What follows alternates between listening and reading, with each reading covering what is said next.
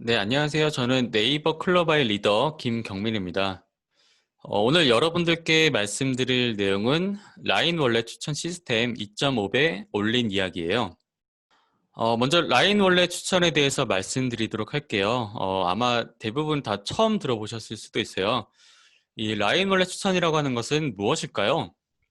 어, 이게 바로 라인 월렛의 이 화면입니다. 한국에는 서비스가 되어 있지 않아요. 일본에서 지금 서비스가 되어 있는데 일본과 대만과 태국 이렇게 세 개국에서 서비스가 되고 있습니다. 라인의 그 SNS 어플을 들어가 보시면은 그 어플 안에 이 월렛 탭이라고 하는 게 있습니다. 이 월렛 탭을 클릭하시면은 여기 이제 보시는 것처럼 UI가 떠요. 여기 라인페이 잔고도 나오고 그리고 어떤 라인의 이 파이낸셜 서비스 그리고 사용자에게 어떤 베네핏을 제공하는 이 모듈이라고 그러는데 이런 모듈들이 나오게 됩니다. 그러면은 이 라인 원래 추천 시스템이라고 하는 거는 이 모듈들이 총 4개가 있는데 쿠폰, 마이카드, 포인트 찌라시 이 모듈의 순서를 결정해 주는 게 그 라인 월렛 모듈 추천 시스템입니다.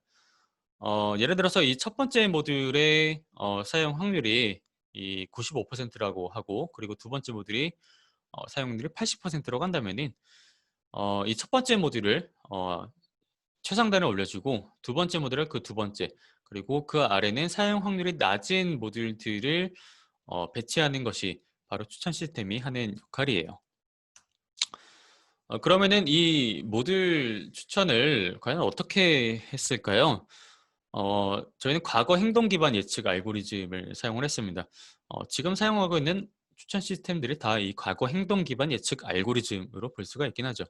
어, 그래서 이 라인의 이 사용자들의 로그, 사용 행동 로그들을 저희가 다 모아봤어요. 그래서 그 과거 행동 데이터를 모아서 어, 어떤 시퀀스를 만들어줬습니다. 여기는 각각들이 다 행동 로그들이에요. 라인 어떤 서비스들. 그리고 이 사용자와 유사한 사용자들, 클릭 사용 비율이 또는 그 패턴이 유사한 사용자들을 따로 모았어요.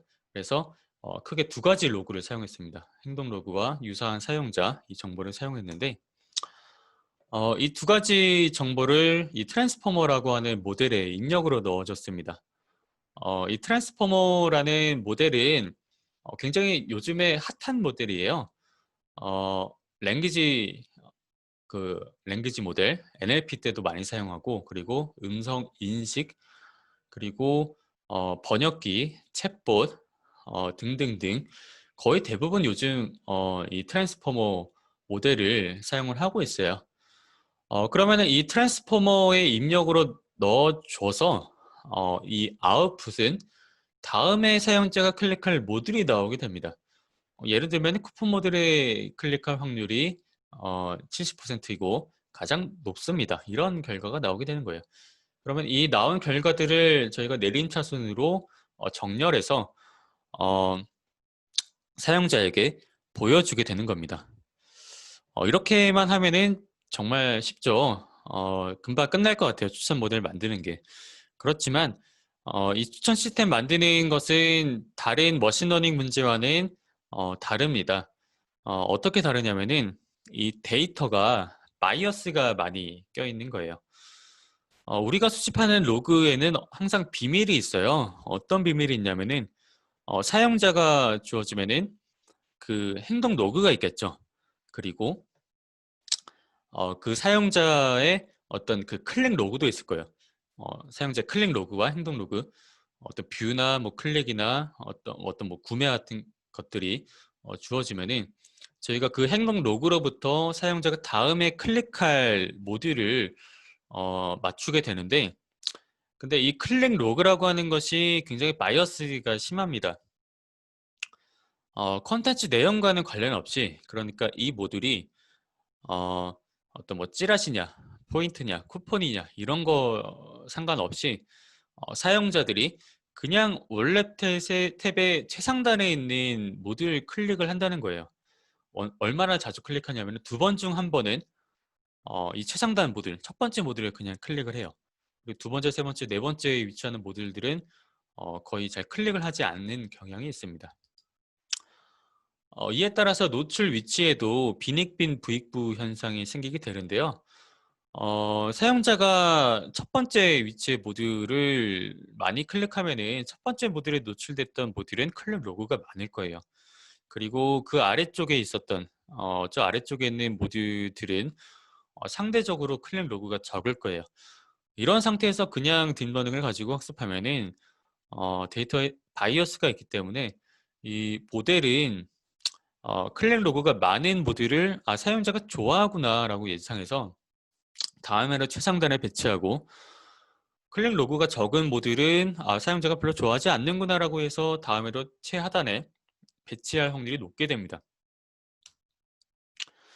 이렇게 위치에 따른 이점을 보정하지 않으면은 더 나은 모듈 순서를 놓칠 수가 있게 돼요. 그러면 어떻게 이런 바이어스 현상을 잡을 수가 있을까요? 예상외로 솔루션이 굉장히 심플해요. 여기 보시면 시카나가 나오는데 이 로스 펑션에 저희가 크로스 엔트로피 로스를 사용했어요. 사용자가 클릭한다 안 한다 바이너리 클래시피케이션이죠. 크로스 엔트로피 로스에 어떤 그 클릭 로그가 있으면은 이 로그가 포인트를 클릭한 로그예요. 그러면은 그 포인트의 CTR을 곱해줍니다. 이 CTR이라고 하는 거는 클릭 수를 뷰 수로 나눠주는 거예요. 그래서 만약에 포인트라는 모듈이 최상단에 있어서 클릭 수가 굉장히 많았다고 치면은 그리고 다른 모듈들에 비해서 어, 뷰 카운트가 많아서 CTR이 낮다고 치면은 이 모듈은 최상단에 있었던 모듈이지만은 CTR이 낮아서 상대적으로 페널티를 받아야 하는 모듈입니다. CTR이 낮기 때문에 아래로 가야겠죠. 그래서 이 크로스 엔트로피 로스의 모듈 CTR을 곱해서 각각의 모듈의 CTR에 비례해서 페널티를 주게 했어요. 심플한 솔루션이죠. 그런데 이렇게 보정해 주는 것만으로도 CTR이 오르게 되었어요. 보정하기 전과 보정하고 나서를 비교해 봤을 때 상대적인 상승폭이 약 3배 가까이 오르는 것을 볼 수가 있었습니다. 그러면은 저희가 CTR을 얼마나 올렸을까요? 한번 볼까요? 저희가 이 CTR의 그래프예요. 이 Y축이 CTR의 상대값입니다. 2020년 1월 1일을 1로 놓았을 때 상대적으로 얼마나 올랐는지를 나타내는 그래프예요. 보시면은 이렇게 계단식으로 오르는 것을 보실 수가 있었어요. 왜 계단식이냐면은 저희가 두 번 나눠서 적용을 했어요. 2월 19일에 전체 트래픽 중에서 12%를 적용했고 3월 31일에 100% 트래픽을 적용을 했습니다. 그때마다 CTR이 오르는 것을 볼 수가 있었습니다. 어, 자, 기획 추천이라고 하는 게 있어요.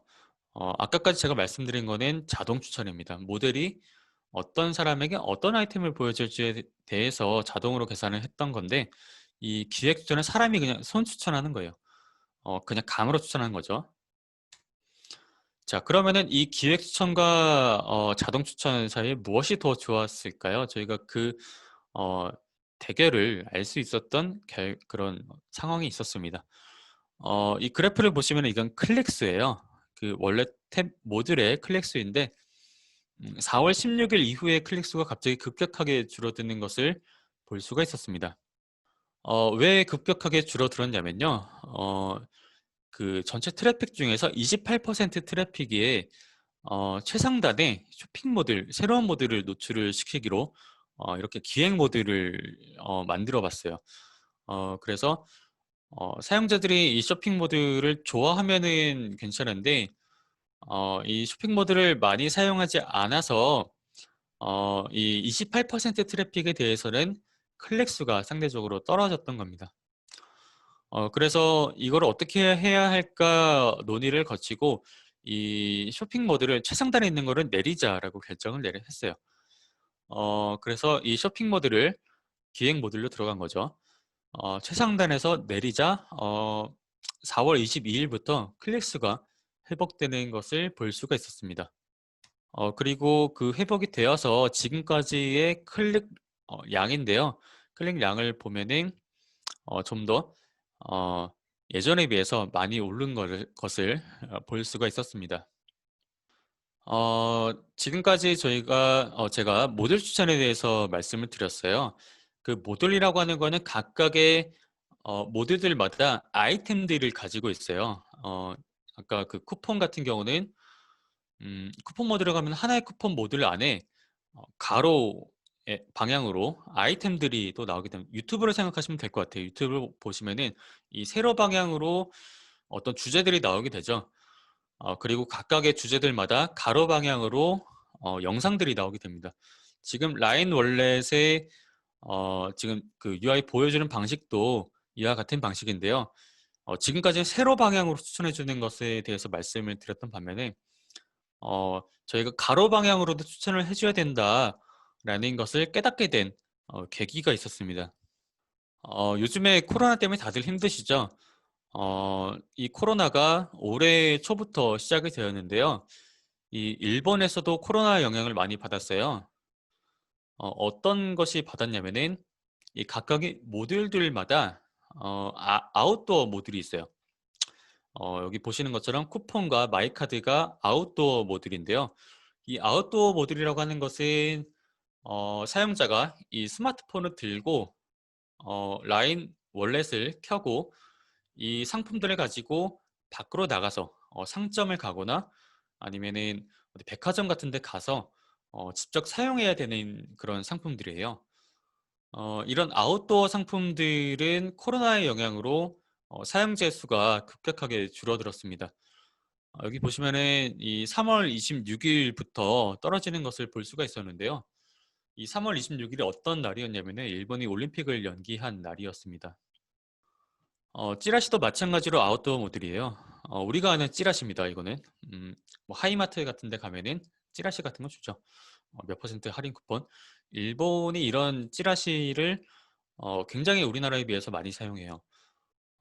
근데 이것도 마찬가지로 밖으로 나가서 사용해야 되기 때문에 이 사용자의 수가 점점 줄어들게 되었습니다. 아웃도어 상품이 있었던 반면에 인도어 상품도 있어요. 인도어 상품은 그냥 집에서 밖에 나가지 않고 사용할 수 있는 모듈이에요. 이 포인트 모듈이 바로 그런 모듈입니다. 이 포인트가 이 라인 포인트를 획득하는 모듈이에요. 이 라인 월렛을 켜서 이 어떤 버튼을 누르면은 라인 어떤 그 회원 가입을 하거나 어떤 그 태스크들이 있어요. 그 태스크들을 완수하면은 라인 포인트를 몇 점 얻는 것입니다. 이건 집에서 할 수 있기 때문에 포인트의 사용자의 수는 굉장히 많이 올랐습니다. 자, 이런 상황에서 저희가 배웠던 것은 과연 우리가 이렇게 Y축으로 모듈 추천을 했더니 우리가 과연 배운 것은 포인트는 좋은 모듈이고 찌라시는 나쁜 모듈이냐 이런 걸 배운 건 아니죠. 사용자마다 개인화가 되어야 되고 그리고 사용자마다 서로 다른 그 취향을 반영해서 추천을 해줘야 되는데 실제로는 그런 결과가 나오지 않고 있었던 거예요. 포인트가 사용자가 많이 사용하니까 포인트를 전체 트래픽의 99%를 최상단에 올려주고 찌라시를 사용자가 많이 사용 안 하니까 86%를 최하단에 배치를 시키게 되었어요.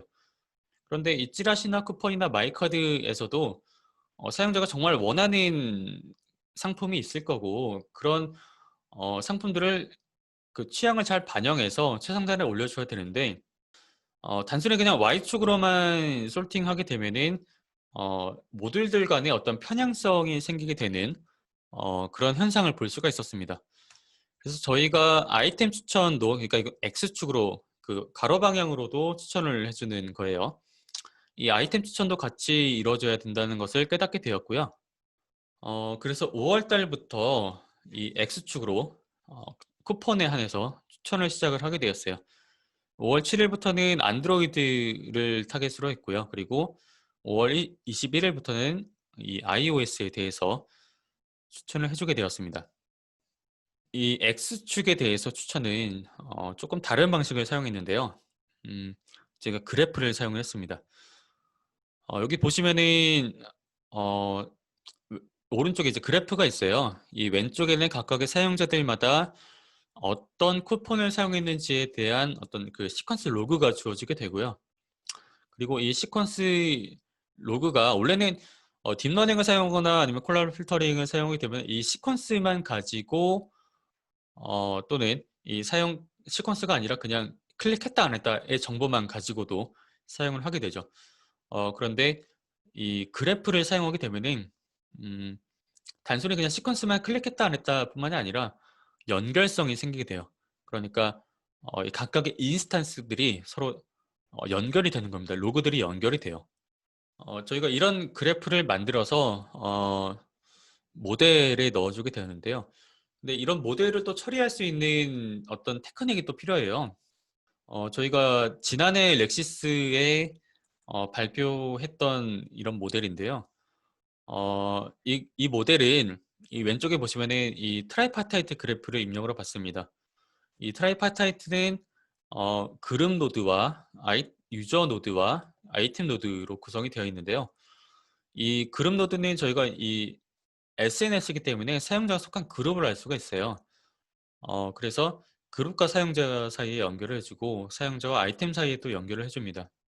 이렇게 되면 트라이파타이트 그래프가 만들어지게 되고 이 트라이파타이트 그래프를 입력으로 받아서 각각의 노드들을 임베딩을 시켜주게 돼요.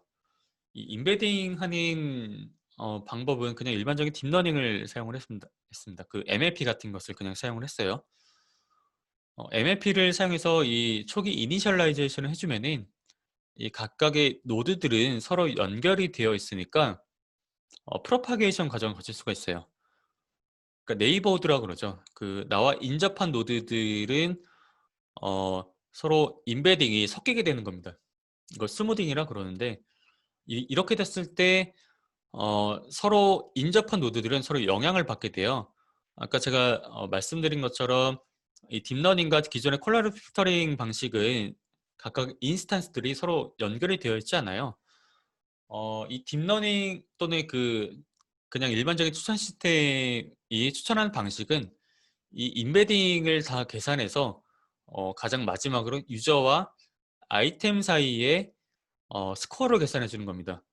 임베딩이기 때문에 벡터 스페이스 사이의 거리인 뭐 닷 프로덕트나 코사인 시뮬라리티 같은 것을 사용해서 스코어를 계산해 주게 되는데 이 스코어를 계산할 때 그 거리를 계산해야 돼요. 근데 거리를 계산하려면은 일반적인 딥러닝 또는 기존의 그 콜라로 필터링 같은 방식은 거리를 계산하는 게 굉장히 어려울 수가 있어요. 왜냐면 그 임베딩의 차원수도 굉장히 크고 콜라로 필터링 같은 경우는 더군다나 이 매트릭스가 바이너리 매트릭스예요. 그래서 두 개의 어떤 그 노드들 사이에 거리를 계산할 때 이 거리 계산이 잘못될 가능성이 굉장히 큰데 이 그래프 뉴럴 네트워크를 사용하면은 저희가 힌트를 얻을 수가 있어요. 이 왼쪽에 보시는 것처럼 노드와 노드 사이에 엣지가 있습니다.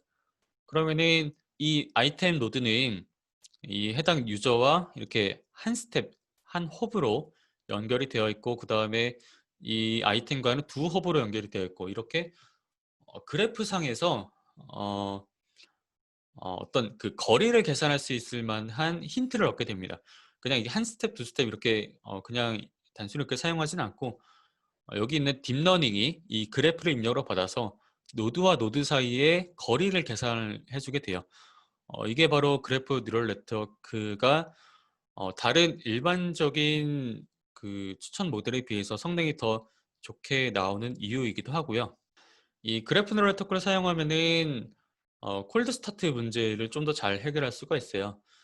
이 콜드 스타트 문제는 아마 추천 시스템을 하시는 분이라고 하시면은 굉장히 잘 하실 거예요. 아직까지도 이 콜드 스타트 문제를 푸는 것이 굉장히 어려운 문제이기도 합니다.